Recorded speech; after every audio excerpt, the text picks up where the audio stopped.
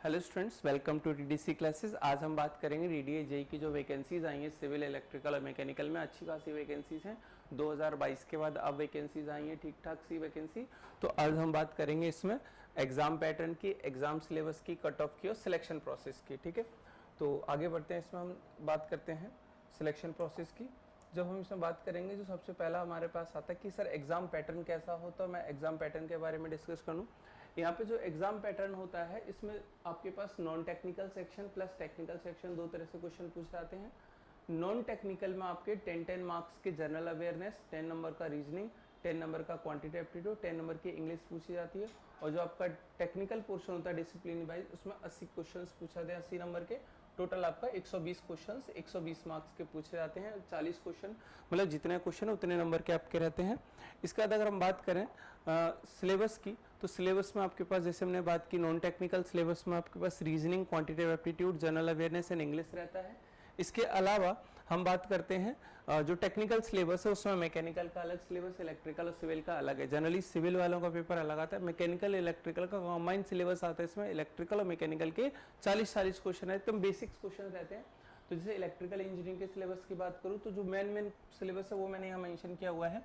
जैसे basic electrical engineering आपका topic रहता है, इलेक्ट्रिक मशीन्स आपका इंपॉर्टेंट है, पावर सिस्टम उसके अंदर भी ये दे रखा है सारा कुछ, कंट्रोल सिस्टम रहते हैं, पावर इलेक्ट्रॉनिक्स। बाकी आपको जो पीडीएफ डाउनलोड करोगे, जो इसका नोटिफिकेशन है, वो वीडियो के लिंक में मिल जाएगा, वहाँ से आप देख सकते हो प्रॉपर सिलेबस। इसके अलावा हम मेन सब्जेक्ट की बात करते हैं। मैकेनिकल में जो इंपॉर्टेंट सब्जेक्ट्स हैं वो, जब सिविल में जो इंपॉर्टेंट सब्जेक्ट्स रहते हैं इनकी हम बात करें, तो हमारे पास रहता है building material, concrete technology, RCC design, steel design, soil mechanics और हाइड्रोलिक्स और प्लस फ्लूइड मैकेनिक्स का पार्ट रहता है। इसके अलावा अगर मैं बात करूँ मैकेनिकल में, तो मैकेनिकल में भी आपके कुछ सब्जेक्ट्स इंपॉर्टेंट रहते हैं। जैसे थर्मोडायनेमिक्स हुआ आपका, थर्मोडायनेमिक्स इंपॉर्टेंट है, हीट ट्रांसफर है, मशीन डिज़ाइन है, बियरिंग्स है, मैन्युफैक्चरिंग प्रोसेस है, फ्लूइड मैकेनिक्स है, थ्योरी ऑफ मशीन्स है। ये हमारे कुछ टॉपिक्स हैं जो इंपॉर्टेंट है। आपको बहुत बेसिक्स पे ही जाना है, डिटेल में इस पर नहीं जाना है। ठीक है, आगे बात करते हैं हम।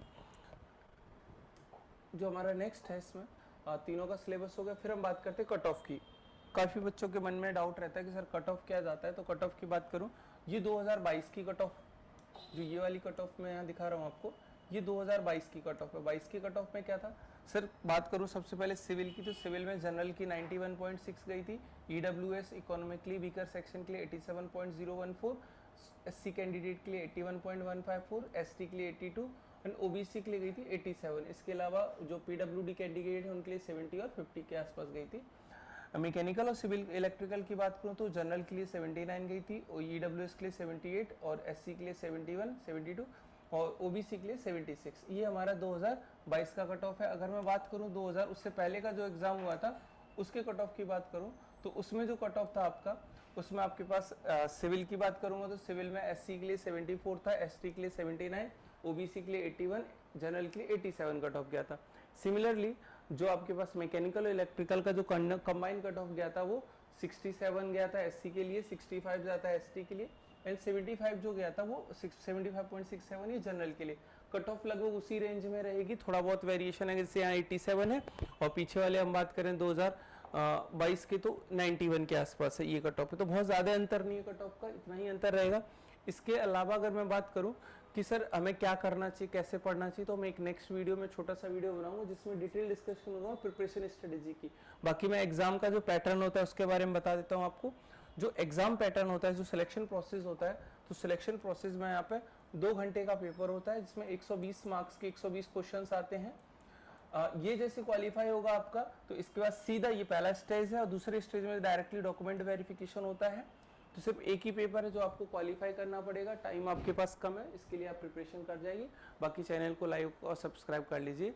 ठीक है, मिलते हैं नेक्स्ट वीडियो में।